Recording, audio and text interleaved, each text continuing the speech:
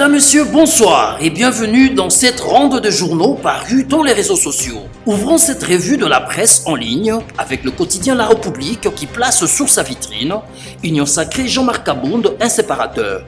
À en croire notre consoeur, alors que des discussions allaient très bien entre le chef de l'État et ses principaux partenaires de l'Union Sacrée, le président ad intérim de l'UDPS s'est improvisé coupeur de l'an des rapprochements entre ses trois frères, compatriotes et partenaires politiques de longue date. Sans titre ni qualité poursuit ce journal, Jean-Marc Abound s'est autorisé de vilipender Jean-Pierre Bemba et Katumbi sous prétexte qu'ils auraient demandé la primature et l'Assemblée nationale. Visiblement, la politique de diviser pour mieux régner semble encore d'application de nos jours. De son côté, Forum des As titre à sa une, l'Union Sacrée verse le FCC. Le dernier round décisif se joue ce vendredi à l'Assemblée nationale.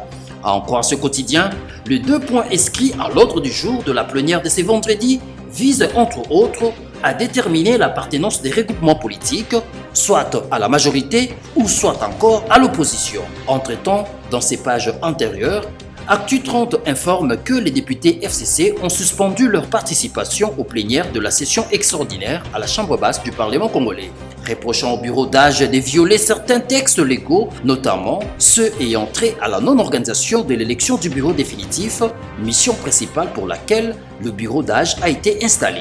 Entre-temps, notre confrère Forum des Astres signale que plusieurs regroupements politiques confirment déjà leur adhésion à l'Union Sacrée du président Tshisekedi. Et dans ses colonnes intérieures, le journal Forum des Astres renseigne que plusieurs structures politiques ont confirmé leur adhésion à l'Union Sacrée lors de l'audience leur accordée par l'informateur, le sénateur Bahati Lukwebo.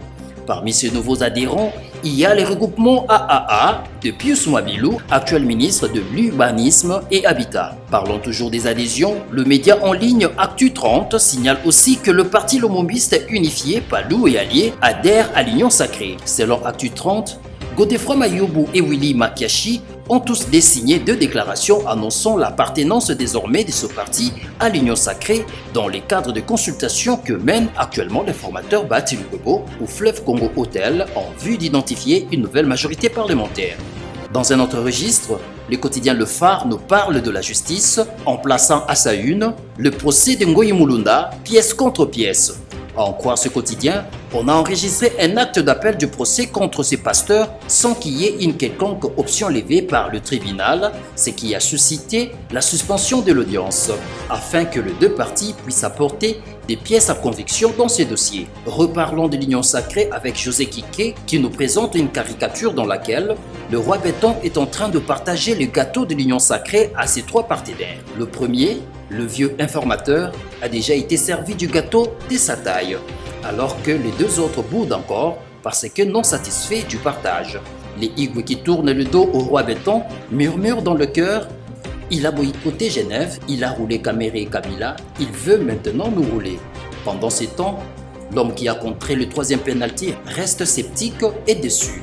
C'est tout pour la revue de la presse en ligne de cette soirée. À demain!